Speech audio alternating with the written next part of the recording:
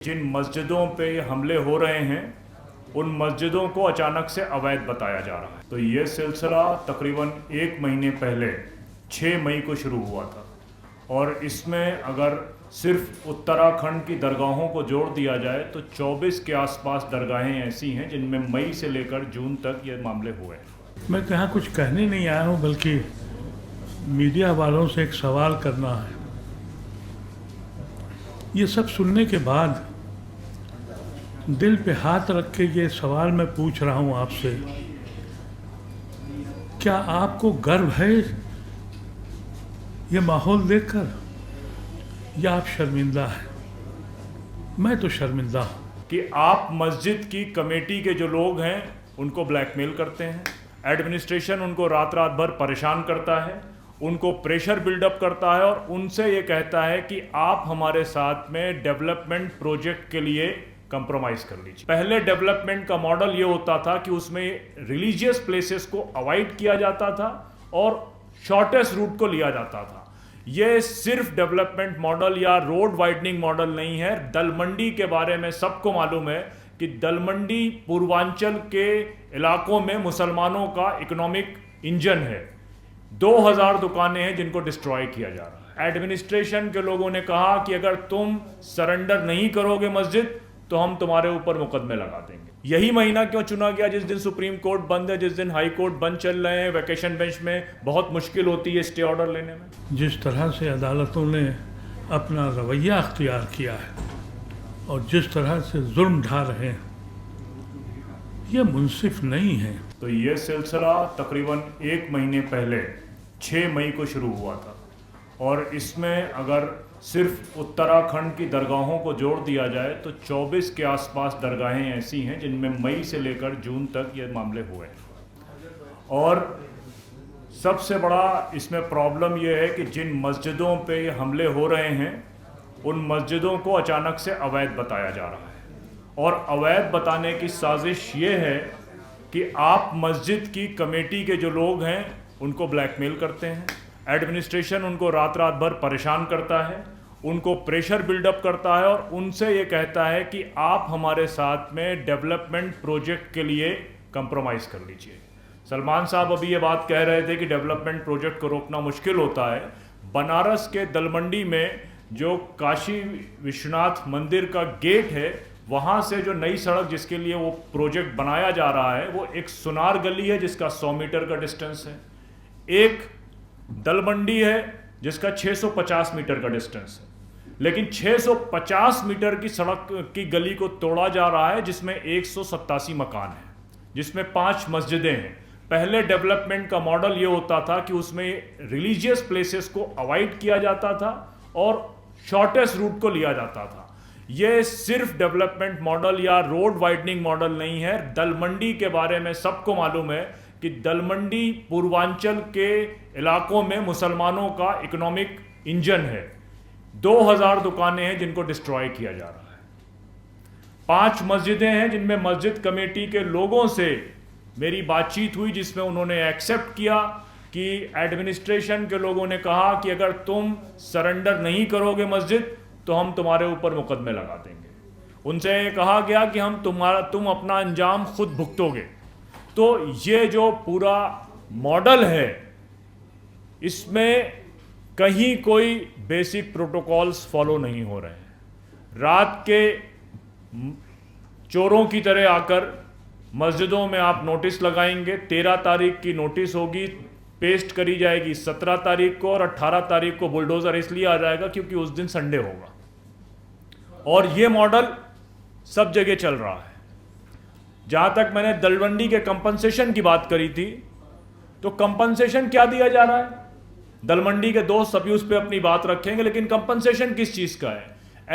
Electric का connection commercial, land commercial, land value commercial, लेकिन आप कंपनसेशन दे रहे हैं रेसिडेंशियल। तो जिस मकान में उनको 1 करोड़ रुपए मिलना चाहिए, जिसमें 6 दुकानें बनी हुई थी ताकि वो दुकानदार से भी उस कंपनसेशन को शेयर करते, उसमें उनको दिया जा रहा है 8 लाख। दलमंडी में जो पहली दुकान तोड़ी गई उसमें कमिटमेंट किया गया कि कंपनसेशन दिया जाएगा 4 करोड़ रुपए उस पूरे बिल्डिंग का। कंपनसेशन शुरू में कमिटमेंट में किया गया कि आपको कंपनसेशन कमर्शियल दिया जाएगा, जो कमर्शियल एरिया के हिसाब से होता है, लेकिन 4 करोड़ के कमिटमेंट में 75 लाख रुपए मिले। तो ये जो वायलेशन चल रहा है, ये सिर्फ एक इतना रैंडम नहीं हो सकता। अगर 15 दिनों में 20 मस्जिदों को टारगेट किया जाए, उत्तराखंड में टारगेट किया जाए, उत्तर प्रदेश में टारगेट किया जाए, राजस्थान में टारगेट किया जाए, दूसरे इलाकों में टारगेट किया जाए, आप याद करिए 2018 के आसपास जो लिंचिंग का जो मॉडल था वो वेल ऑर्गेनाइज मॉडल था। अब ये वेल ऑर्गेनाइज मॉडल, मस्जिद पे जो अटैक्स हो रहे हैं उनका भी वेल ऑर्गेनाइज मॉडल है, ये कोई रैंडम कॉल नहीं है।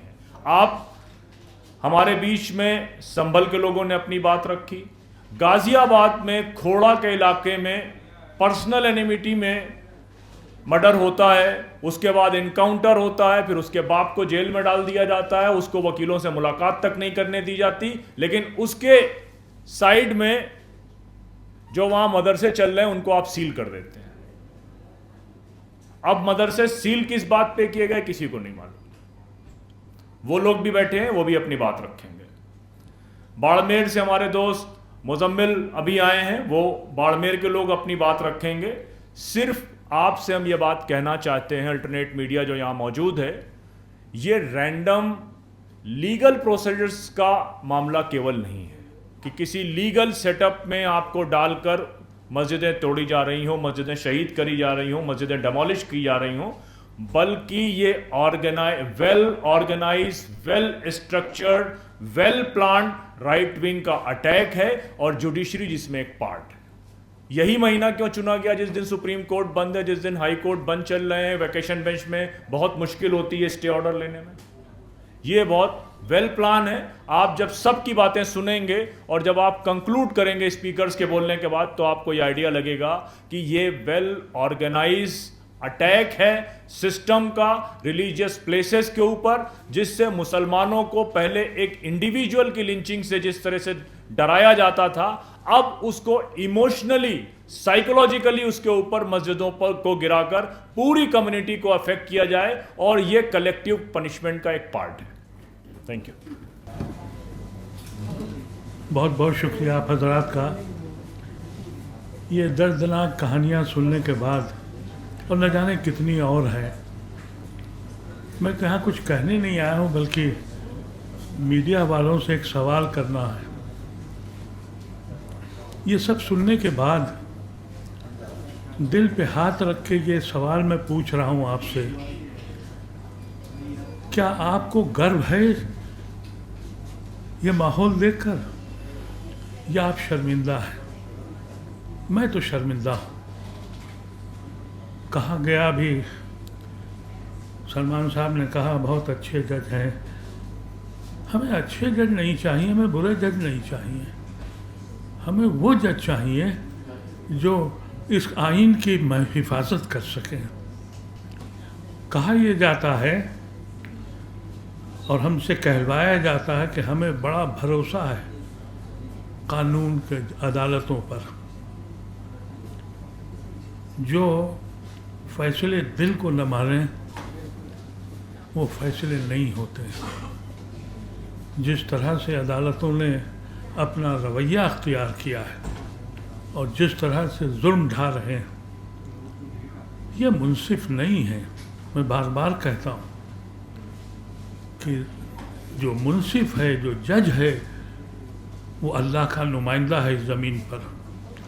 उसका काम है इंसाफ करना, लेकिन बदनसीबी से ये अल्लाह के नुमाइंदे नहीं हैं, सरकार के नुमाइंदे हैं। तो मैं सिर्फ इतनी सी बात कह के जा रहा हूँ कि मैं तो शर्मिंदा हूँ अपने इस माहौल से, और जो लोग ये कर रहे हैं वो इस बात को बावर कर लें कि तुम हम पे सितम ढा के तुम इस मुल्क को बचा नहीं पाओगे। अगर तुम हमें गद्दार कहते हो, हमें गद्दार तो पाबंदे वफा तुम भी नहीं, अपनी कसरत पे ना इतराओ, खुदा तुम भी नहीं।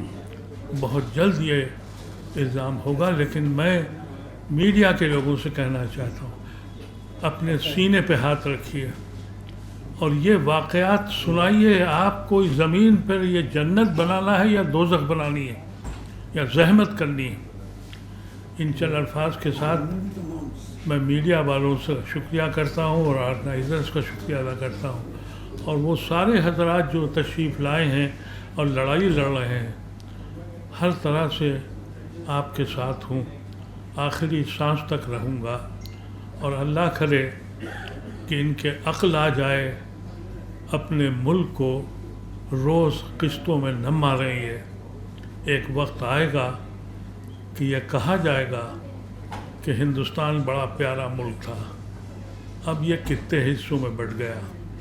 इससे पहले कि यह हिस्सों में बट जाए और दिलों को तोड़ दे, हमें कम से कम इस वक्त मुत्तहिद होकर जितने भी सेकुलर हिंदू भाई हैं, सिख हैं, क्रिश्चियंस हैं और ख़ास तौर से मुसलमान, छोड़ दें अपनी मसलकों को, अपनी जमातों को, अपने क़ायद को, अपनी कौम को इकट्ठा करें और इस मुल्क को बचाएं।